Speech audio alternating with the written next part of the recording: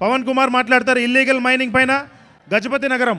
అందరికీ నమస్కారం. సమయం చాలా తక్కువ. స్టేజ్ మీద ఉన్న పెద్దలందరికీ నమస్కారం. మా గ్రామం తరపున, మా గ్రామ యూత్ తరపున నేను ఇక్కడికి మాట్లాడడానికి వచ్చాను. మా ఊర్లో ఒక కొండ ఉంది. గత సంవత్సరం నుంచి ఆ కొండను తవ్వడం జరుగుతుంది. అది ఎవరు చేస్తున్నారో ఖచ్చితమైన పేర్లు అయితే నాకు తెలీదు.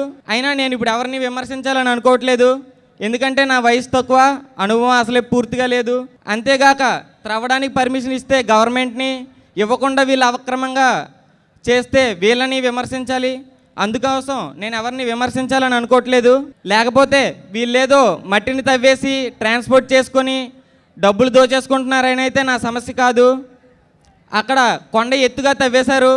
కొండ కిందన 3 స్కూళ్ళు ఉన్నాయి.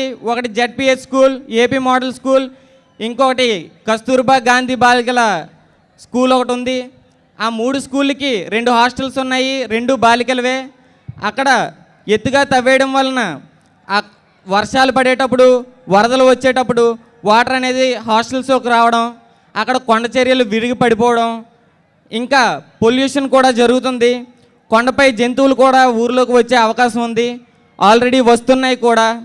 ఈ మధ్యనే ఎలిమెంటరీ స్కూల్లో ఉండాల్సిన పిల్లల్ని కూడా అక్కడికి తీసుకువెళ్ళి పెట్టడం జరిగింది జెడ్పిహెచ్ స్కూల్లో. దీనివల్ల రిస్క్ ఫ్యాక్టర్ అనేది ఇంకా పెరిగింది, ప్రమాదం జరిగే అవకాశం కూడా పెరిగింది. నేను ఎవరిని ప్రశ్నించట్లేదు, జస్ట్ నేను మా యొక్క సమస్యను చెప్తున్నాను. ఇది ఒక రిక్వెస్ట్గా తీసుకోండి ప్లీజ్. దయచేసి అలా చెయ్యొద్దు. మా గ్రామం చాలా నష్టపోతుంది. మా ఫ్యూచర్కి ఇంకా నష్టం కలిగే అవకాశం ఉంది. దయచేసి అక్కడ పిల్లల ప్రాణాలతో చెలగాటం ఆడొద్దు. అంతే నేను చెప్పాలనుకున్నాను. జై హింద్. Thank you.